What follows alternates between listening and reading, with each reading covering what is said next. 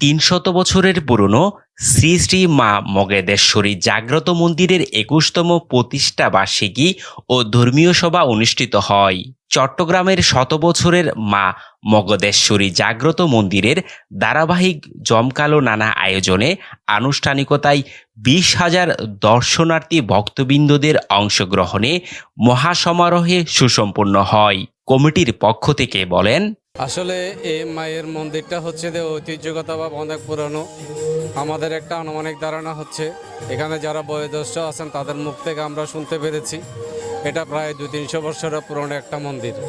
তো এখানে এই মায়ের মন্দিরে দীর্ঘদিন থেকে এটা ২১তম বাৎসরিক একটা অনুষ্ঠান। এখানে স্বল্প পরিসরে একটা অনুষ্ঠান হতো প্রতি বছর।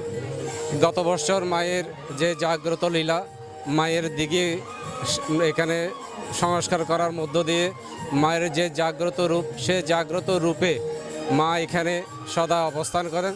আজকে আমাদের এখানে মগদেশ্বরী মায়ের বাৎসরিক উৎসব অনুষ্ঠিত হতে যাচ্ছে। আবাল বৃদ্ধ বনিতা অত্র এলাকায় এই এনায়েতপুরের এই জাগ্রত মায়ের মন্দিরে এসে সবাই কৃপা নিচ্ছে। আমরা আশা করব ভবিষ্যতেও যেন অত্র এলাকার এই জাগ্রত মন্দিরে এসে আমাদের মায়ের কৃপা লাভ করেন, এটাই আমরা আশা করব। আমাদের এই মন্দিরটি, আমাদের এখানে একটা মন্দির স্থাপিত হতে যাচ্ছে। আমি এই সংবাদের মাধ্যমে আমি সারা দেশের, সারা বিশ্বের ছড়িয়ে দিতে চাই আমাদের এই মগদেশ্বরী মন্দিরের নির্মাণ কাজ যেন অতি সহসা শেষ হয়। তারই প্রেক্ষিতে মগদেশ্বরী মন্দিরের উন্নয়নকল্পে আপনারা আপনাদের সাহায্যের হাত বাড়িয়ে দেবেন যাতে মন্দিরটি সহজেই আমরা নির্মাণ করতে পারি।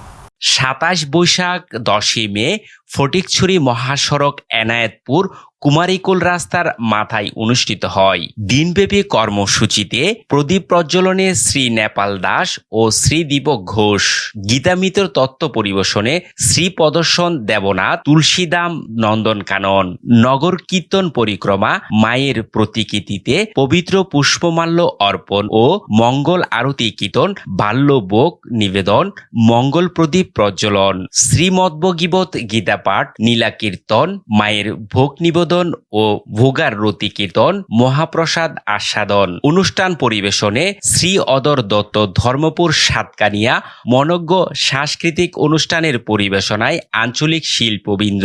এতে স্থানীয় আশপাশ অঞ্চলের জেলার দূর দূরান্তের সব বয়সীর ১৫ থেকে ২০,০০০-এর মতো দর্শনার্থী ভক্তদের আগমনে অনুষ্ঠান স্থল উৎসব মুখরিত হয়। আগত দর্শনার্থীরা বলেন, নমস্কার সবাইকে, আমি পূর্ব ভাইটি শিল্পারা থেকে আসছি, ভাইটির থেকে। মা মগদেশ্বরী মায়ের মন্দিরটা হচ্ছে অনেক জাগ্রত, বুঝছেন। আমরা যে আশা নিয়ে এখানে আসি ওই আশা নিয়ে এখান থেকে যেতে পারি।